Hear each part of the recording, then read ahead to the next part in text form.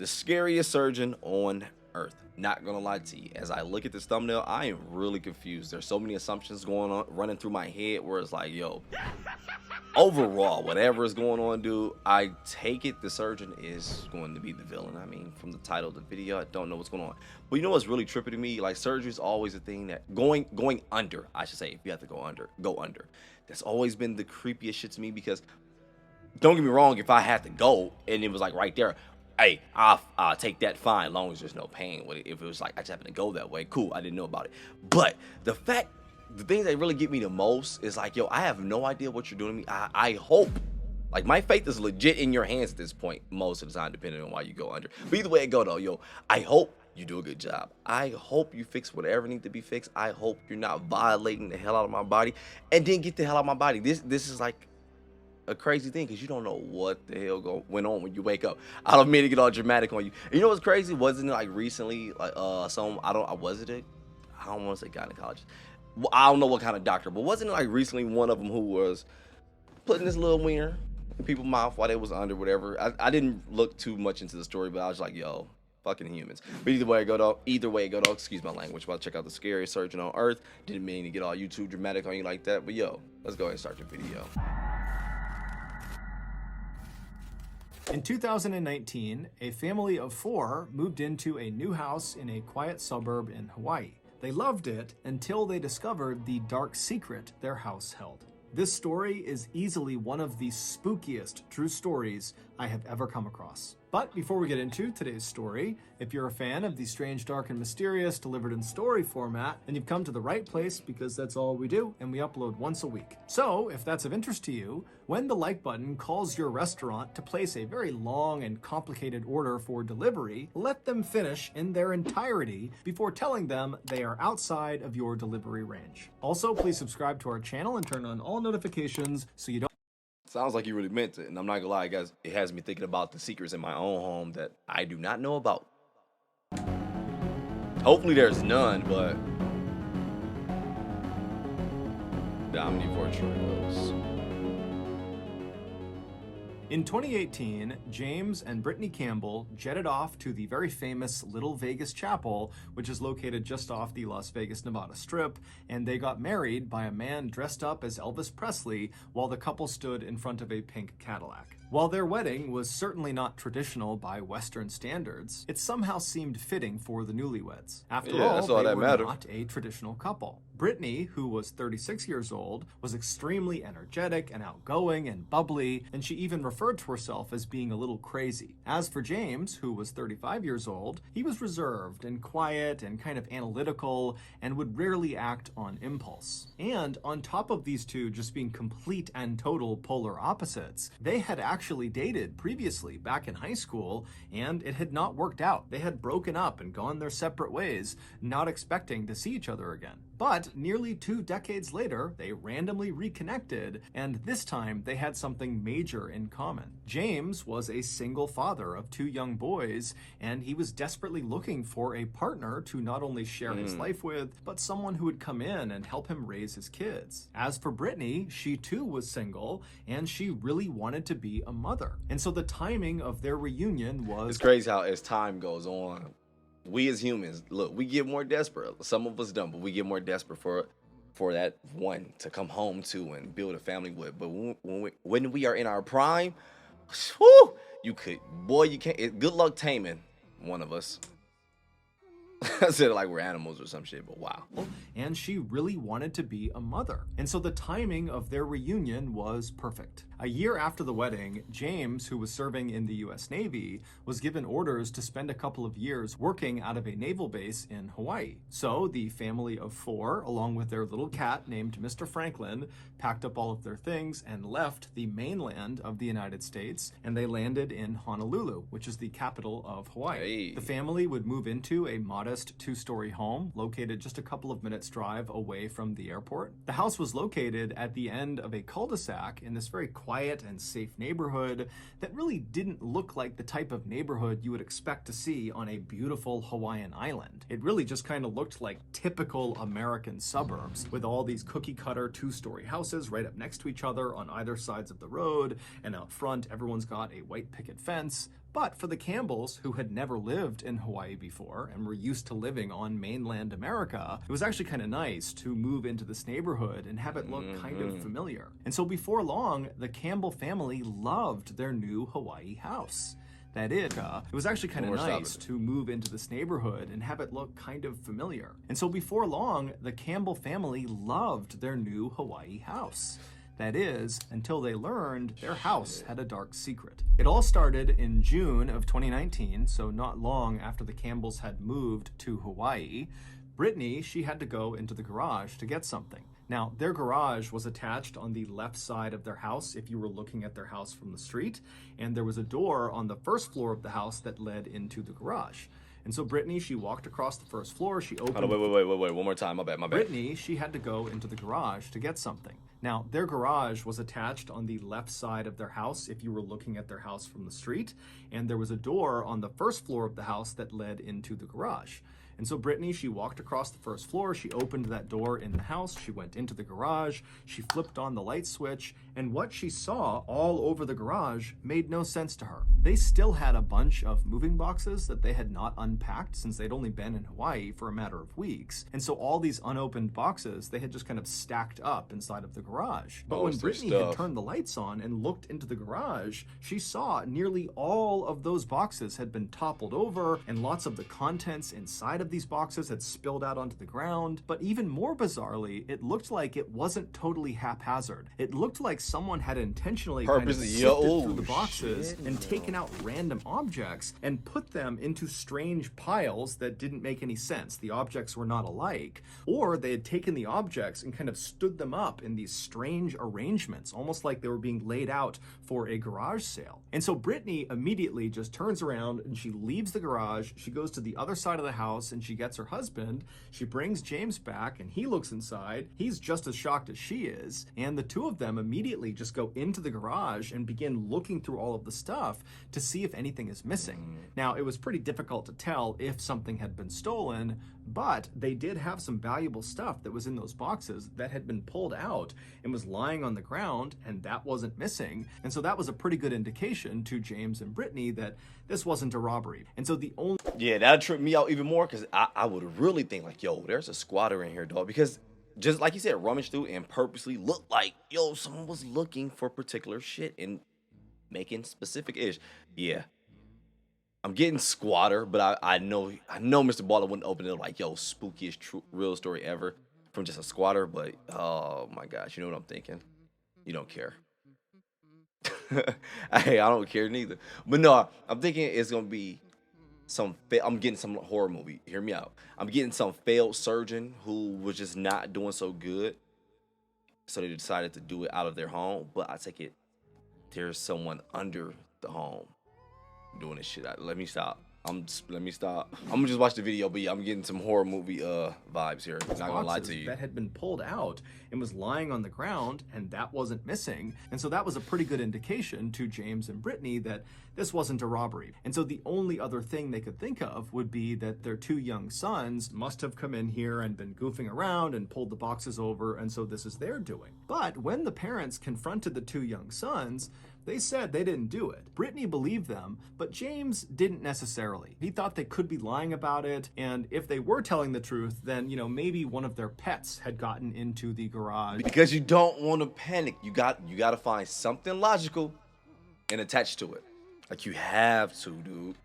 I went back a bit. Two young sons must have come in here and been goofing around and pulled the boxes over, and so this is their doing. But when the parents confronted the two young sons, they said they didn't do it. Brittany believed them, but James didn't necessarily. He thought they could be lying about it, and if they were telling the truth, then, you know, maybe one of their pets had gotten into the garage and caused all this chaos. They had purchased a dog when they got to Hawaii, so they had a cat and a dog. And so James was just being very dismissive of this whole garage incident and not taking seriously the fact that Brittany was really spooked by this. But regardless of how the family members felt about the garage incident, they all just kind of moved on because there really wasn't anything to do except pick the garage up and continue on. About a week after the garage incident, Brittany was home alone one morning getting ready. She was sitting in the master bedroom in front of her mirror, and she was applying eyeliner, and she had a YouTube video playing some makeup tutorials. And as she's applying the makeup, she suddenly hears the front door downstairs slam shut. She almost pokes her eye out with her eyeliner. She's so startled by the sound of it, and she immediately pauses her YouTube video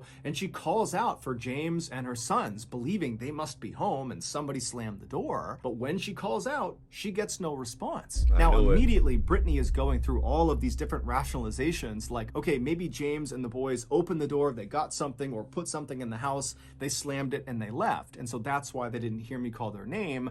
But she couldn't help but feel like something was wrong. She's also thinking about the garage incident, which really never left. Yup, you start connecting the pieces, dog, because it's like, no, I don't want to accept that answer, but I gotta believe something. Oh my God, this sounds like a legit horror movie. I'm not gonna lie to you, man. I really hope they don't go through anything like super horrible. I'm hoping it's one of those stories where they just get haunted out of this house or whatever, or some shit like that. But damn, the freaking thumbnail. That's why they didn't hear me call their name. But she couldn't help but feel like something was wrong. She's also thinking about the garage incident, which really never left her. She pretended like she had moved on, but really she hadn't. And so she stands up and she begins walking towards the open door that led out into the hallway. And then from the master bedroom, if you were looking out into the second floor hallway, it basically went straight across to another door. That was her son's bedroom. And in between these two doors, basically halfway down the second floor hallway, to the left was a flight of stairs that went straight down to the first floor. And when you reached the bottom of those steps, right in front of you would be the front door, the door that had slammed. And so Brittany reaches the threshold of the master bedroom. She's looking out into the second floor hallway. She doesn't see anyone. And so she yells out again for James and for her sons, but again, there's silence. And so she takes a deep breath and she begins walking down the second floor hallway, and she makes it halfway. She turns left and she gets onto the stairs. Look over there. And as she's walking down these steps, the house is eerily quiet, and she's got this growing sense of dread inside of her, and she's kind of quietly calling out for James and her sons, but it's totally quiet. And he said she's quietly. Oh man, Mrballen be using the right words at the right time, bro. Like, she's quiet, and I get that. I understand that, because at that point you already spooked. You don't want to be, hey, yo. Well, me, I still do that. I ain't gonna lie. I'm checking my home, dog. Forget that. But I do get it though. Sometimes you're like, hey, yo, babe. Like, you don't want to be too loud. Look, we hear the story, dude. Oh my gosh, this is trippy as hell. My bad. Actually, I'm gonna let the ad play anyway, real quick. But yeah, I don't even like my home's quiet when I'm home by myself, man. I cannot do it. I gotta hear something, because if I don't, I have the TV just playing, just for background noise, whatever. But if I don't, I'll be paying attention to everything. For me, I don't like it's quiet, because I swear Pink said it the best in one song. I forgot. Something about the quiet scares me. Damn, I know the whole album front to back. But either way it go though, the quiet, it really does scare me. I'm not gonna lie, because you legit start listening to your thoughts, and then you start listening to everything around you. And I'm not gonna lie, I have some fucking intrusive thoughts. I'm sorry. Life is weird. Eerily quiet, and she's got this growing sense of dread inside of her, and she's kind of quietly calling out for James and her sons, but it's totally quiet. And she gets to the foot of the stairs, she kind of scans around her, she doesn't see anyone, and then she walks to the front door, she flings it open, expecting, hoping to see James's car in the driveway, or just see some indication that her husband or her sons had been there or were there. But when she opened that door, James's car was not there. There was no sign of anybody in the area. It was just her. And so with her heart racing, she shut the door, she locked it, and then she walked all around the first floor, checking every window, checking every door, making sure everything was locked. She went upstairs, she did the same thing. I went to the neighbor's house, just called the cop. At this point, I would assume it's a human. Because if I heard the door slam, I know I heard it slam. Obviously, that person opened and closed my door. They might be inside, and it's not like you ain't got no protection. Yeah, at that point, since I got that exit now, and I'm using hindsight, I know it. When you're really in a situation like this, shit, all the things you say you would do, believe me, you don't do half of the ish. Not gonna lie to you, dog. I had so many crazy moments. We're not gonna talk about it right now. But damn, I would have ran out to the neighbor house like, no, let me call hubby now. Boom, boom, boom. And so with her heart racing, she shut the door, she locked it, and then she walked all around the first floor, checking every window, checking every door, making sure everything was locked. She went upstairs, she did the same thing, checking every room, every closet. There was no one in the house with her, she was sure of it. And so she went back to her room, thinking to herself, what do I make of that? How do I reconcile the fact that I clearly heard the front door slam, but no one's here. And so Brittany would eventually leave the house and go about her day. And then that evening, she would come back home and her husband and her sons would be there. And at some point, she would bring up the slamming door to her husband to get a sense of, could that have been him? And he would tell her that no, he had not come by the house that day, so that could not have been him. But he assured his wife, don't worry, you probably just unlocked the door and a draft came through and slammed the door. You got nothing to worry about. But I Brittany get would it, tell but her damn. husband that was just not possible, that she always shut the door. She always shut and locked the door. So the idea that she had forgotten to lock it and had left it partially ajar enough to the point that a draft could slam it the way it did, it just didn't make any sense. But just like the garage incident, James was very dismissive and just told his wife, you're being super paranoid. You have nothing to worry about. It's just a door. Don't worry about it. But this really upset Brittany and she got mad at James. And before long, the two were just totally fighting about it. And by the time they actually laid their heads down on their pillows that night, they weren't even speaking. And so the couple that night, they fall asleep angrily. And then in the middle of the night, Brittany wakes up suddenly. She doesn't know why she's woken up, but she's kind of looking around the room. It's totally silent, and she's trying to get her bearings. And as she's sitting there, she hears downstairs, not a slamming door, but the sound of a door opening and then shutting. Immediately, she is on heightened alert. And instead of doing anything, she just kind of leans forward and listens really intently to make sure she really heard what she thought she just heard. And as she's sitting there listening, she can hear again another door downstairs, a different door, opening and then shutting. And at this point, she begins to panic. She reaches over, she shakes James awake, and she tells him, I can hear someone opening and shutting doors downstairs. I'm gonna lie, I believe her. I really do, man. But I'm hoping this is not gonna be one of those Nick Crowley type of stories, Oh, sheesh. I believe her. I really do, man. And the husband, he's gonna keep being dismissive. That's what, when I was saying I get it, I wasn't saying I get his theory, what he was saying will happen. No, BS. I was saying I get it because I know. Usually in a relationship, especially like that, where one is, basically you're each other balanced. We heard it. One was wild, one was calm.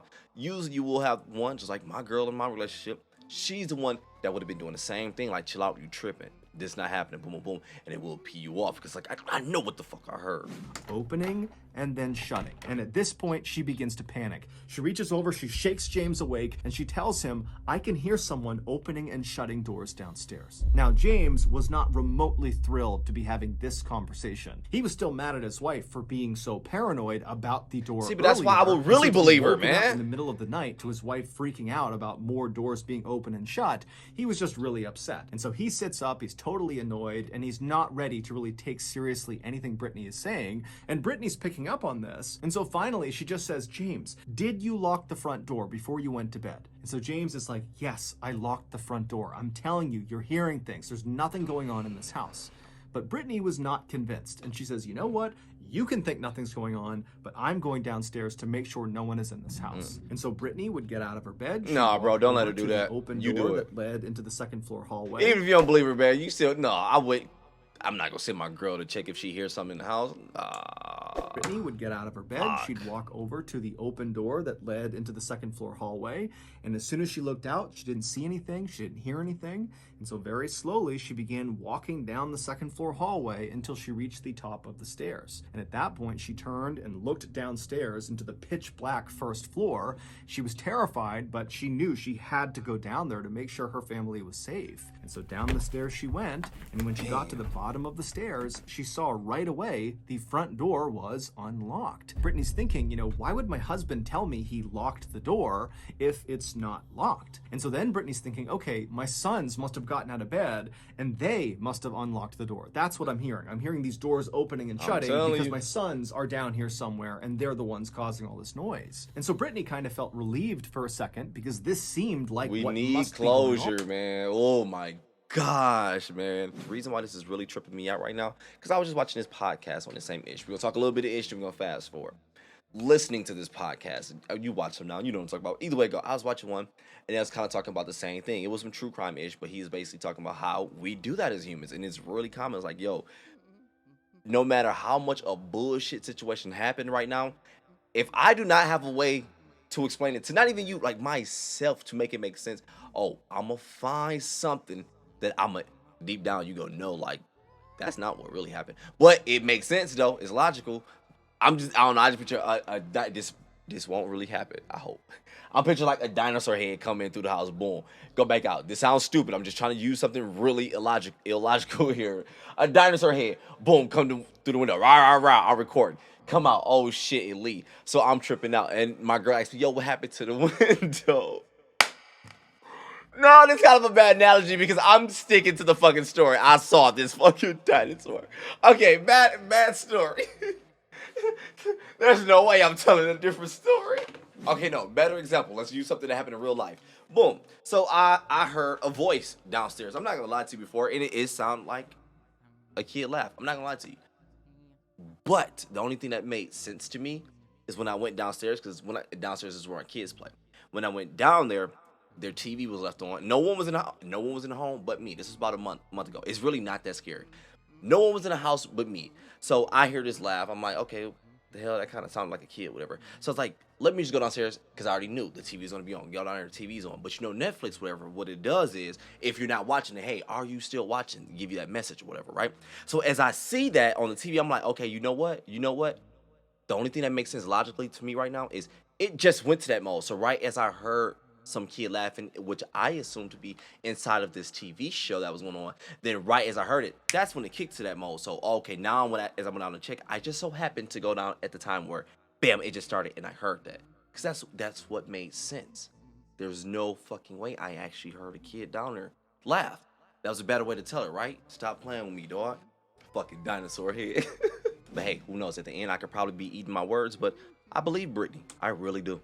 The sons must have gotten out of bed, and I don't think they she must crazy. have unlocked the door. That's what I'm hearing. I'm hearing these doors opening and shutting because my sons are down here somewhere, and they're the ones causing all this noise. And so Brittany kind of felt relieved for a second because this seemed like what must be going on. But after locking the front door and then searching the whole first floor, she didn't find her sons. And then when she went upstairs again and went into her boys' room, she found both of them were fast asleep in their beds. And when she shook them awake, they showed no sign of having been awake recently. They were totally groggy and could not have been running around the house just minutes earlier. And so now Brittany is terrified. She tucks her boys back in and she tells them, everything is fine. But then she hustles back over to the master bedroom with her husband, and she tells James, the front door was unlocked and our sons were fast asleep. It couldn't have been them. But James continues to be very dismissive, telling his wife, you are totally overreacting, you're being paranoid, you're just hearing the sound of those doors because you're scared. There isn't any doors slamming in the house.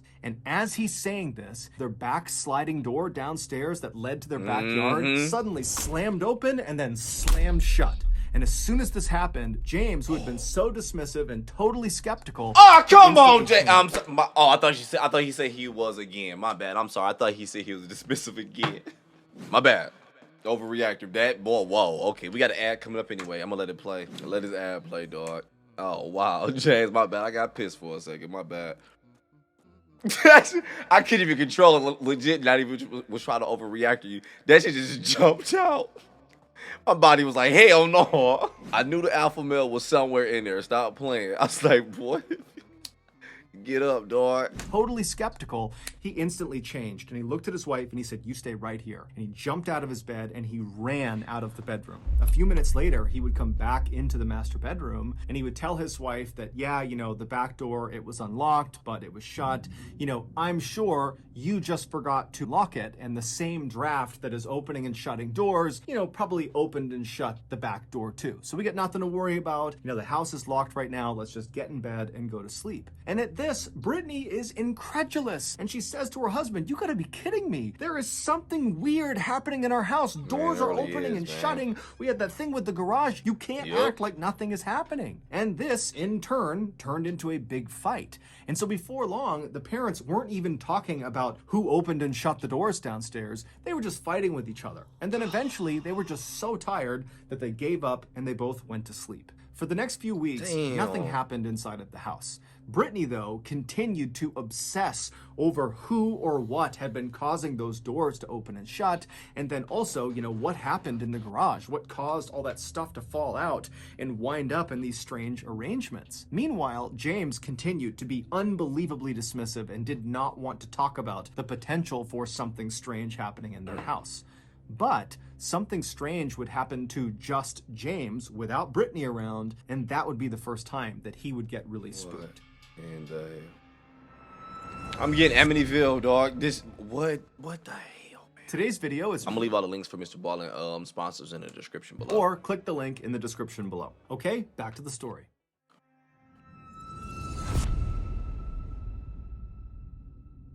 It was a couple of weeks after the nighttime door slamming incident, and James, he was alone at his house. It's the middle of the day, and he decided he would just play the piano. And so he moved to his piano in the living room, which is on the first floor. He sat down and he began playing. And then after a little while, he started to feel like he was being watched. And it got to the point where it was so uncomfortable, he had to stop playing and actually look around and make sure he really was alone. And when he did that, he noticed out the window to his right, which led into the side yard, that there was clearly a figure standing in the window outside looking in with its arms down. But there was a curtain over the window, and so all he could see was this shadow figure standing at the window. And so James is immediately startled, and as soon as he reacted to this figure, it don't figure go away. Suddenly starts moving towards the back of the house. And so James, he gets up and he rushes over to another window that looked into the backyard, and he looks outside, and there's no one there. And then he goes back to the window he originally saw the figure in. He opens it up. There's no one there. And so James would ultimately tell himself that, okay, that must have just been some nosy neighbor that heard the music. They came over and they noticed that maybe I saw them and they ran off before I could see them. And so that's what it was. But Makes deep down, sense. what he saw in the window really shook him up. However, it would be the blanket incident that would finally push James to go from being dismissive and skeptical to admitting to his wife, we got a problem. It was not long after James spotted that dark figure outside of the window when he and his wife and his 2 kids decided they would head out to a movie theater to catch a movie. And so as they're getting ready to go, Brittany would say that she wanted to bring along a particular blanket that the whole family loved to use when they were sitting on the couch. She was going to bring that blanket with her to the movie theater to kind of cuddle up under for the movie. And so she would make her way into the living room and she would see the blanket was missing. It was not on the couch where it normally was. And so she would ask her husband and her sons if they had any idea where it was, and they would say, no, we haven't touched it. She would look all over the place, under the couch, in the living room. She went upstairs. She couldn't find it. And so finally, they just left without the blanket.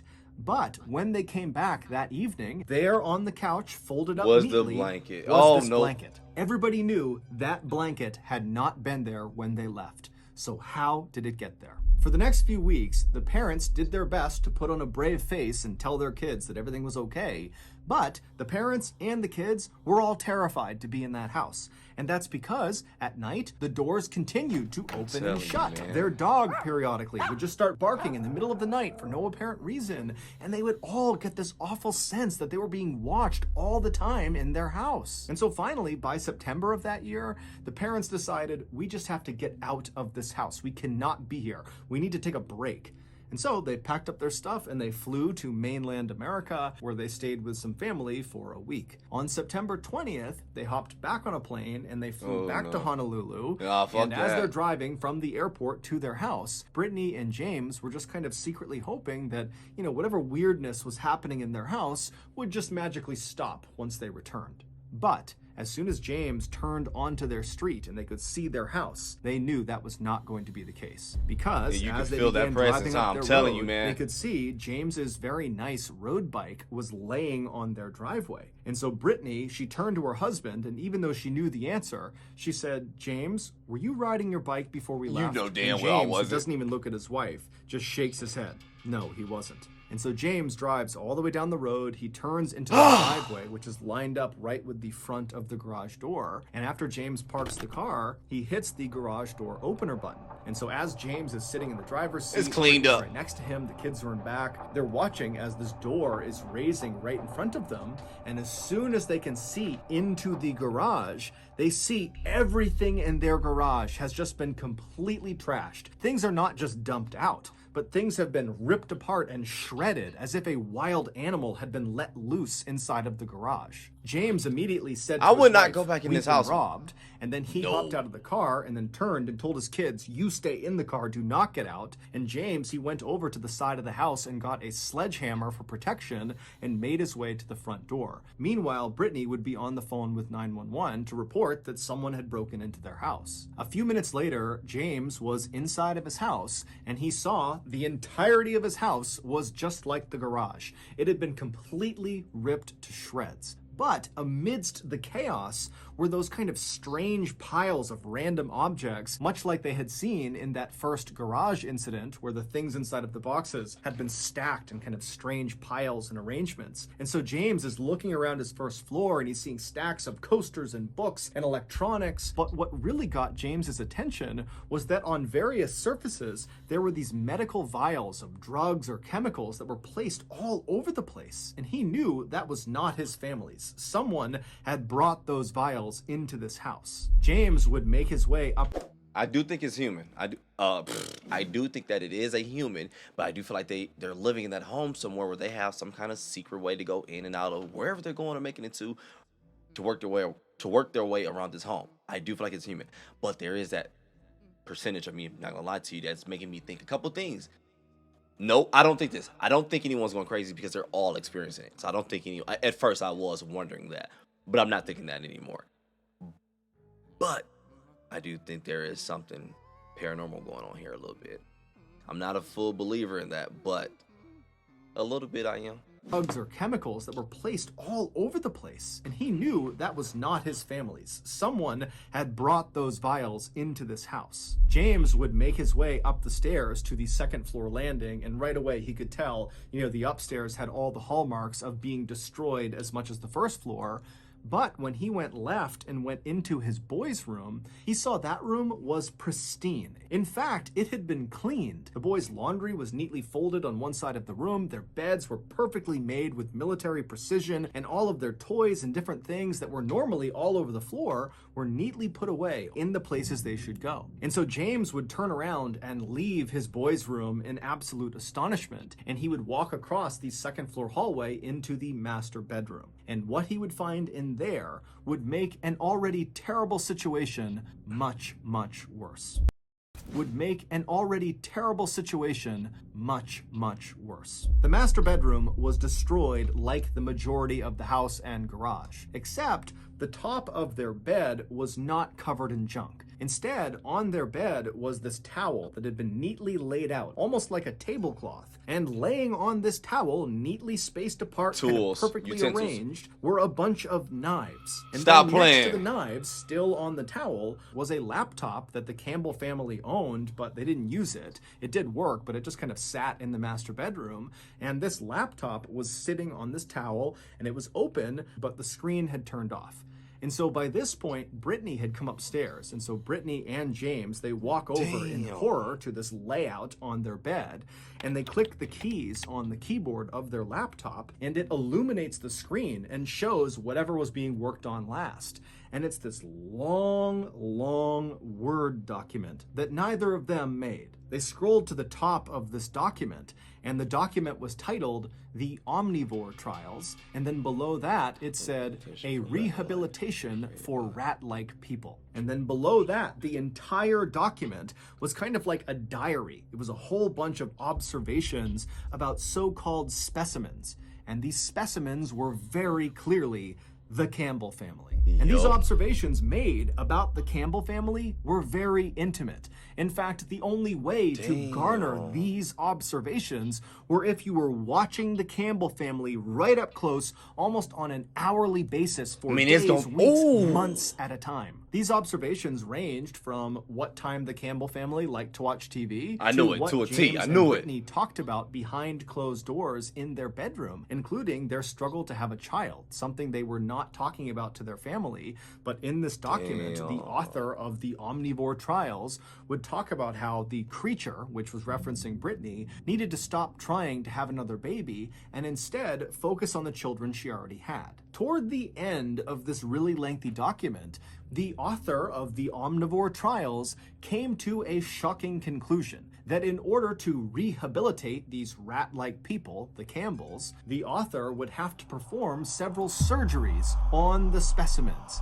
These surgeries were hand amputations and gender reassignment surgeries. And then after this conclusion, there was another note that detailed all the different surgeon tools the author would need to perform these surgeries, as well as a list of drugs and chemicals they would need in order to sedate these specimens before they performed these surgeries. And so after James and Brittany see this, they realize that those knives laying out on the hell towel yeah, I were already for knew them. that. Those were the knives that were going to be used for the surgeries. And all those weird vials, those medical vials they saw all downstairs, those were likely the drugs that would be used to sedate them. I just put that together too. I just thought about that. Downstairs, those were likely the drugs that would be used to sedate them, so they could go under the knife. 15 minutes before James and Brittany went into their house and discovered the knives, the medical vials, and the laptop, James grabbed that sledgehammer and walked to the front door while his wife called 911. And so James, he gets to the front door,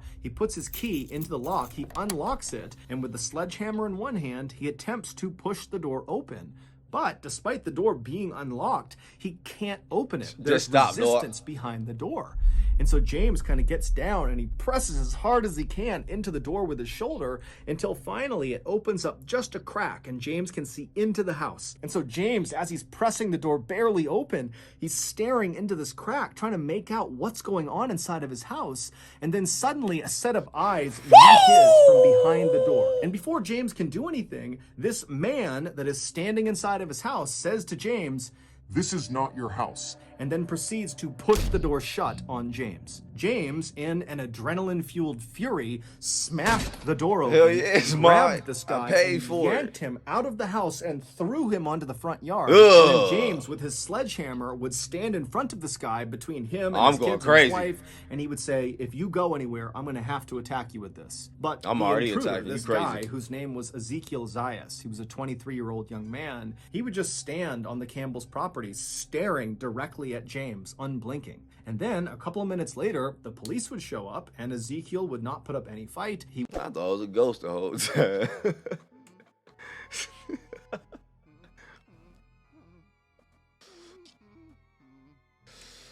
He would just stand on the Campbell's property, staring directly at James, unblinking. And then, a couple of minutes later, the police would show up, and Ezekiel would not put up any fight. He would be arrested. He didn't get no and time he would for be that taken shit. away. It was after he Watch. was gone that James and his wife would actually go into their house, and they would see the state it was in, and they would go upstairs, and they would discover the knives and the laptop. It would turn out, I think he was just trying to scare him too. Ezekiel had apparently found a way to sneak in and out of the Campbell's property. And so around the time they had moved in, He did. Huh? He was just using the door to me. Shit. and the laptop. It would turn out months earlier, Ezekiel had apparently found a way to sneak in and out of the Campbell's property. And so around the time they had moved in, Ezekiel was living there as well. He was mostly living in the crawl space above the second floor bathroom. And then whenever he was able to, Ezekiel would climb down out of this crawl space and he would go and observe the Campbells. And this was not just at night. Based on some of the observations inside of Ezekiel's Omnivore Trials document, clearly he was watching the family in the middle of the day too. Also, based on these observations in this document, it was pretty clear that Ezekiel was getting ready to actually carry out these surgeries on the Campbell family, meaning the Campbell's decision to go on vacation when they did could very well have saved their lives. Yup. And if there was any question as to whether Ezekiel could have actually carried out that level of physical harm on another human being by carrying out those surgeries. Oh, that's well, like the prep situation. I thought that was like an after picture or some shit. Oh. Level of physical harm on another human being by carrying out those surgeries. Well, after he was arrested for what he did to the Campbells, while he was in jail, he beat his cellmate to death. Allegedly, although a guard literally walked in and saw Ezekiel punching and kicking and beating this guy, and then he died. but technically the trial is not over, so it's allegedly. Ezekiel is currently in a state hospital, and they are trying to determine if he is fit to stand trial for what he did to the Campbells and for what he did to his cellmate. Even though it might be self-explanatory at this point in the video, it's worth pointing out that we have no idea what Ezekiel's motives were for Thank goodness why they did he not did go the things through, he though. did to the Campbell family, or what Man. he was looking to achieve with the so-called omnivore trials. We also don't know why he allegedly killed his cellmate. As for the Campbells, this whole experience was so traumatic that they did not stay at their Hawaii house. They moved, Thank goodness. and as of today, their whereabouts are unknown. And good, because I ain't gonna lie, because even though they figured out what was going on, got everything solved, whatever, boom, I still wouldn't want to be there neither, because hold up, let me wrap this up. Because of that experience, though, you will start living in your head and start thinking it's for real. Like at one point when the husband, when James was telling her, like, yo, you're tripping, whatever, blah blah blah, I'm a bomb, and he was like, this is all in your head, it's because you're paranoid, so you're hearing it. Yeah, when you get paranoid, you will start over-exaggerating moments. So you will be in that house thinking you doing whatever, like, all right, yeah, they got him, everything's good, but you will start, every little sound, you be like, oh, what the hell was that? Why was that? Oh, shit, is that so-and-so back? You will start thinking that shit for real. What if it's more than one? What if it legit some haunted shit? I wouldn't be thinking that. I probably would. But basically, yeah, I get it. Like, nah, I'm done with this house, too. Stop playing. I can't say this, though. I am so glad this story ended with no S with the D on the beginning. You know what I'm talking about, the word I don't want to say. I am glad though they did get out of this, and this definitely feel like some butterfly effect ish too. I mean, but everything is, rather you want it to be or not. But yeah, I'm gonna go ahead and get up out of here and chill, enjoy my day. You go ahead and do the same thing. Enjoy your day, morning, evening, night, whenever you watch this video. Man, that's crazy to be offered that experience and to be able to live that experience. Like, yo, we're about to live in the burbs in Hawaii.